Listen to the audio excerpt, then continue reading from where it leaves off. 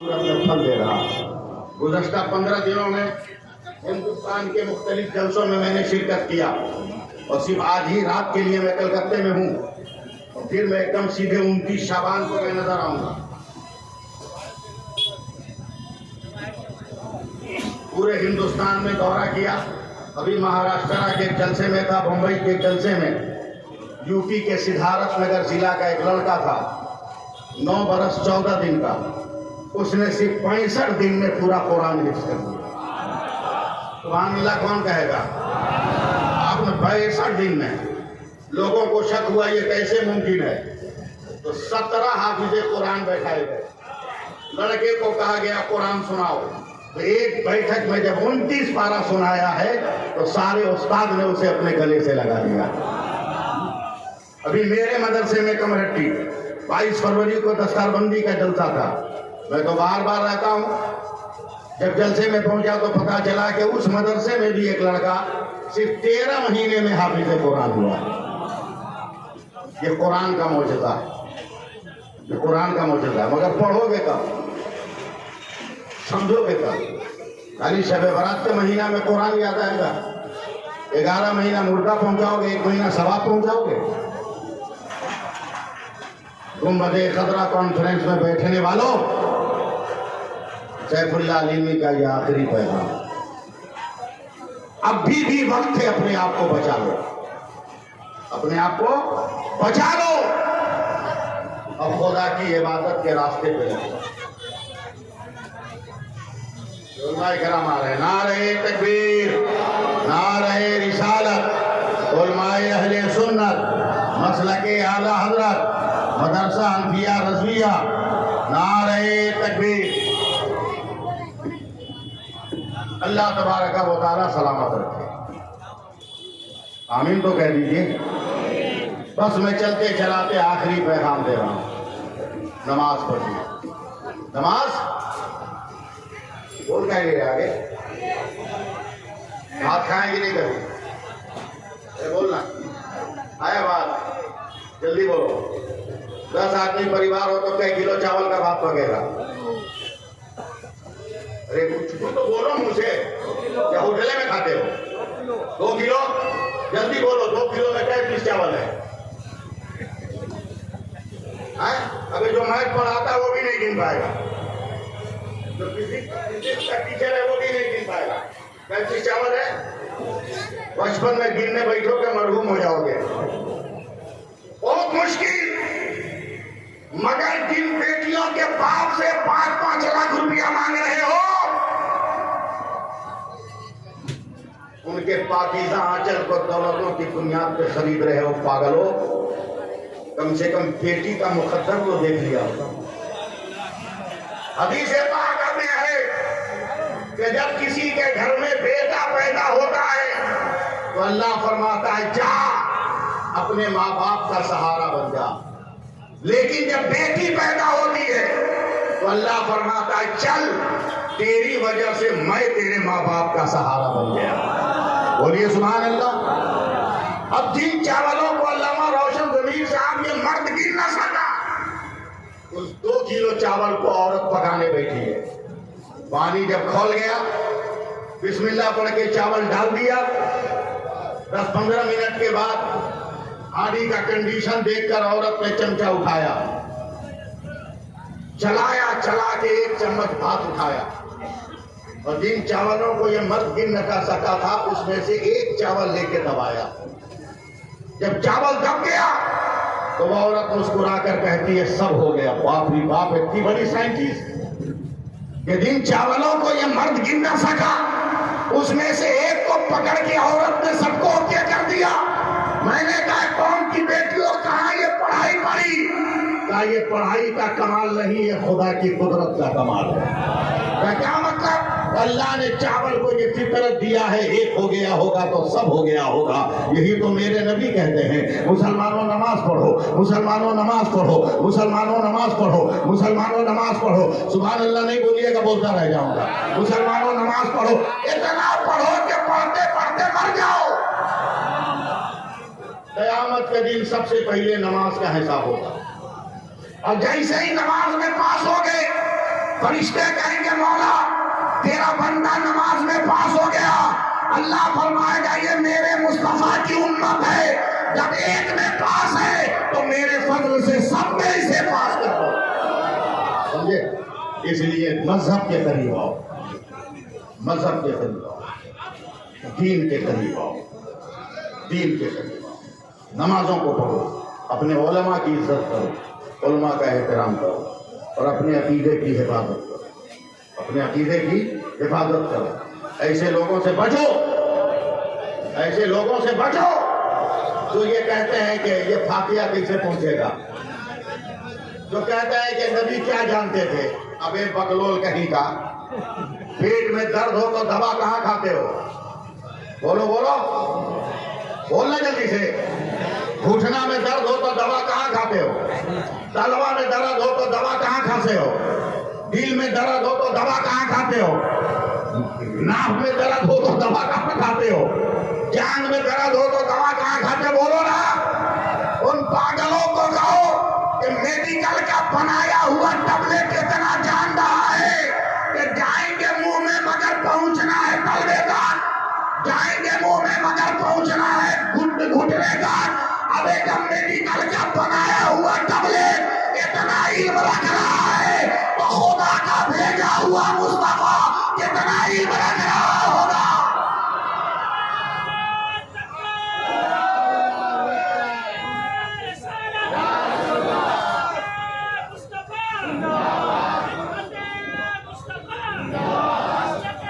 बताते हैं तुम्हें लोग फातिहा कैसे पहुंचेगा, सुन्नी मौलवी लोग बेवकूफ बना के रखा है पागल कहीं का।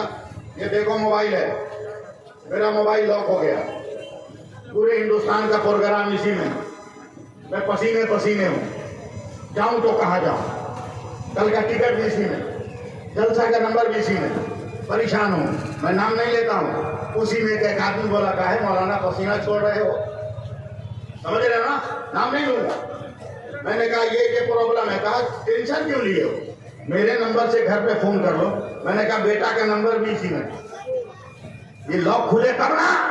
बोला एक काम करो फिक्स नंबर याद है? मैंने कहा वो तो याद है, छोटा नंबर होता याद है, कहा खत लिखो मैं दिल्ली से कलकत्ता भेज दूंगा। हमने कहा भाई ये हिंदुस्तान है, जहाँ पैदाइश का खत भेजा जाता है तो 40वां के बाद मिलता है, देखते नहीं हो आप? मरने के बाद नौकरी का लेटर आता है, मरने के बाद नौकरी का लेटर आता है। बेटा समझता है डेथ सर्टिफिकेट है, लेकिन खोला तो ज्वाइंट सर्टिफिकेट। ये हिंदुस्तान की रीत है। हमने कहा क्विक सर्विस, तवज्जो पे 2 मिनट के लिए, क्विक सर्विस। बोला मौलाना खत लिखो ना, भेजना मेरा काम है, 2 सेकंड में भेज दूंगा। मैंने कहा अच्छा। लेटर पे लिखा मेरे हक की लजी मेरे बेटे मेरे नूरे नजर ये प्रॉब्लम है, मेरा मोबाइल लॉक है, ये नंबर भेज रहा हूँ, इस पर जो है जल्दी जल्दी सारी कैफियत भेजना। मेरा खत लेके गया दिल्ली, दिल्ली में तो था ही, एक पीसीओ में गया जहाँ फैक्स मशीन थी, उसने मेरे खत को डाल दिया, न मेरा नंबर पंच किया, करता हुआ कागज भीतर गया, 2 सेकंड में कागज बाहर आ गया। वो मौलवी कागज मुझको देकर कहता मौलाना खत कलकत्ता चला गया, तेरा बेटा पढ़ रहा होगा, मैं मारूंगा ना 3200 बाहर आ जाएंगे। पागल समझा क्या हमको? बोला क्या मतलब? खत कलकत्ता गया कहाँ पे? ये तो मशीन से निकल के आ गया, खत तो मेरे हाथ में है, कागज तो मेरे हाथ में है, लेटर तो मेरे हाथ में है, तहरीर तो मेरे हाथ में है, मजमून तो मेरे हाथ में है, ये खत कलकत्ता कहाँ गया? तो सर पीट कर कहता मौलाना साइंस बड़ी तरक्की कर गई है, ये फैक्स का कमाल है, लेटर यही रहता है, मेटर चला जाता है, कागज यही रहता है, अक्स चला जाता है, जिस्म यही रहता है, फोटो चला जाता है, वजूद यही रहता है, रूह चली जाती है, ये फैक्स का कमाल है। हमने कहा पागल, हमारा फातिहा भी फैक्स है, लड्डू यही रहता है, सवाब बर्बाद चला जाता है, किचरा यही रहता है, सवाब करबला चला जाता है, लंदन यही रहता है, सवाब अजमेर चला जाता है। या बने बात तू भरोसा कर साइंस की मशीन पर, हम भरोसा करेंगे अताए रहमतुल लिल आलमीन पर। इसलिए तकरीर खत्म करते हुए 4 मिसरे सुन लीजिए माजरत अनाउंसर साहब से। कि 5 मिनट ज्यादा हो गया, इसके लिए माजरत। 4 मिसरे सुन लीजिए मुझसे, अगर बर्दाश्त कर सकते हो तो सुभान अल्लाह कह दीजिए और प्यार से बोल दीजिए। अपने मिजाज का 4 मिसरा सुना रहा हूं, समझ लीजिए तो मजा आए, समझ लीजिए तो मजा आए। और एक आखिरी बात कहिए, अगर मेरी बात समझिए तो कमाल है। अगर जंगल का एक शेर बूढ़ा हो गया तो नौजवान शेरों ने उसका बाइकाट कर दिया। कमाएंगे हम, खाएगा बुढ़वा। जो आपका तरीका है, एक बाप 10 बेटों को पाल लिया, मगर 10 बेटा मिलकर एक बाप की परवरिश नहीं कर सका। आप भी माँ बाप को बूढ़ा होने के बाद बाइकाट करते हो, छाट देते हो। अबे नादानो, जिस नए आंचल की खुशबू में तू मतवाला है वो परफ्यूम की बात है तो हवा में उड़ जाए, और माँ के ममता की आंचल में वफा की खुशबू है वो कयामत के मैदान तक तेरे साथ है। पूरा मजमा बोलो सुभान अल्लाह। जंगल के शेर का बाइकाट कर सका, कर दिया, समझ सको तो समझो, तशरीह नहीं करूंगा, जमाना ठीक नहीं है, समझ जाओ। भूखा शेर कई दिन जंगल में रहता, एक दिन बाहर निकल गया। अंसारी पठान जुल्हा दुनिया करने वालों, कान खोल कर सैफुल आलिमी के जुमले सुनो, कान खोल कर मेरे जुमले सुनो। वो बूढ़ा शेर कब तक जंगल में रहता भूखे? एक दिन पेट में परेशान किया तो अकेले निकल गया जंगल के बाहर से। जैसे ही बाहर निकला, गांव के पूरे कुत्तों ने चारों तरफ से घेर लिया। यही है जो मेरे माँ बाप को खाया था। तवज्जो दीजिए, ध्यान दीजिए। यही है जो मेरे खानदान को नेस्तनाबूद कर दिया। मारो! गांव के सारे कुत्ते उस बूढ़े शेर की तरफ बढ़े मारने को। अचानक जंगल से नौजवान शेरों का जत्था निकला और देखा कुत्तों ने हमारे बूढ़े पर हमला किया है। जवान शेरों ने मारा कुत्तों को, दौड़ा दौड़ा कर काट कर भगोड़ कर भगा दिया। अब बूढ़े शेर को बचा लिया तो बूढ़े शेर ने रोकर कहा, बेटो तुमने तो मेरा बाइकाट किया था, भूखे मरने से अच्छा है कि मैं कट मर के मर गया होता, क्यों मेरी जान बचाई? तो जवान शेरों ने कहा, चाचा आपस में जितना झगड़ा होगा हम लड़ लेंगे, मगर जब कौम की आबरू का सवाल आएगा हम आपस का झगड़ा नहीं देखेंगे, इत्तेहाद की दीवार बनकर हम दुश्मन की ताकत का मुकाबला करेंगे। इसलिए आखिरी पैगाम के तौर पर 4 मिसरे सुन लीजिए, सुभान अल्लाह कह दीजिए। तबस्सुम अली असगर सभी से कहता था, सुन लीजिए और सुभान अल्लाह कह के प्रैक्टिस कर लीजिए। तबस्सुम अली असगर सभी से कहता था। दूसरा मिसरा याद आएगा तब ना पढ़ेंगे। तबस्सुम अली असगर सभी से कहता था, जिस दिन याद कराइएगा पढ़ दूंगा। तबस्सुम अली असगर सभी से कहता था, ये बात जाके उसे भी कोई बताए, घरों में छुपना तो नामर्द की अलामत है, यजीद मर्द अगर है तो करबला है, यजीद मर्द अगर है तो करबला है। इंशाअल्लाह ताला फिर जिंदगी ने वफा की और जीवन के किसी चौराहे पर मुलाकात हुई तो गुफ्तगू का बिछौना बिछेगा, हम लोग लबो लहजे को लेकर वहां बैठेंगे और खुर्दो नोश का माकूल इंतजाम रहेगा। अल्लाह ताला से दुआ करें कि हम सबको अमल की तौफीक अता फरमाए। बस चलते चलते फिर वही गुजारिश, नमाज पढ़ो, नमाज पढ़ो, बोल दो आमीन, बोल दो, नमाज पढ़ो और ठीक से पढ़ो। मेरी मस्जिद में आप जानते हो बहुत बड़ी मस्जिद है, मेरी मस्जिद में पता नहीं कैसा नमाजी आ गया, एकदम करेक्ट फाइटर था वो, इत्तेफाक से उसका जूता चोरी हो गया। इतना जोर चिल्लाया अल्लामा साहब मस्जिद में, कहाँ है इमाम साहब? मैंने कहा बे इस मस्जिद का इमाम मैं हूँ, इतना जोर से बोलोगे तुम दबा देंगे नट्टी, जबान खींच लेंगे। हम नौकर नहीं है, इमाम है। धीरे बोल, धीरे बोल, लगा धीरे बोले, हमने जूता चुरा लिया, नमाजी चोर हो गया, मैं मारूंगा ना एकदम दिमाग बाबा बार हो जाएगा। कसम खुदा की नमाजी कभी चोर नहीं होगा। और गुस्सा हो गया, बोला चोर नहीं तो मेरा जूता कौन ले गया? हमने कहा लफ्ज बदल दे, रखा, बोला नमाजी चोर नहीं हो सकता, ऐसा मुमकिन है कोई चोर नमाज पढ़ने आ गया।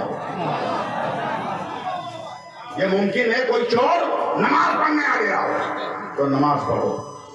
2019 में जब लॉकडाउन तब पिकअप पे तक कोरोना नया नया आया था, सब लोग बीच में ना, सब लोग उसकी इज्जत करते थे, बहुत एहतराम से मिलते थे, बगैर पर्दा के कोई मुलाकात नहीं करता। ये तो खुदा का कहर था। कर्नाटक में मुस्लिम बेटियों के चेहरे से नकाब नोचा गया, दुनिया में कोरोना आ गया। खुदा ने कहा और नोच, कलमा पढ़ने वाली बेटियों के चेहरे से नकाब उतार रहा है, मैं ऐसी बीमारी भेजूंगा, औरत तो औरत, मर्द को मुंह छुपा के रहना होगा। अरे बोलो ना, छुपा दिया एकदम। लॉकडाउन के पिकअप पे 4 आदमी से ज्यादा अलाउ नहीं। मेरी मस्जिद का एक नमाजी मस्जिद पढ़ के निकला, धनाधन, वो मास्क नहीं लगाया।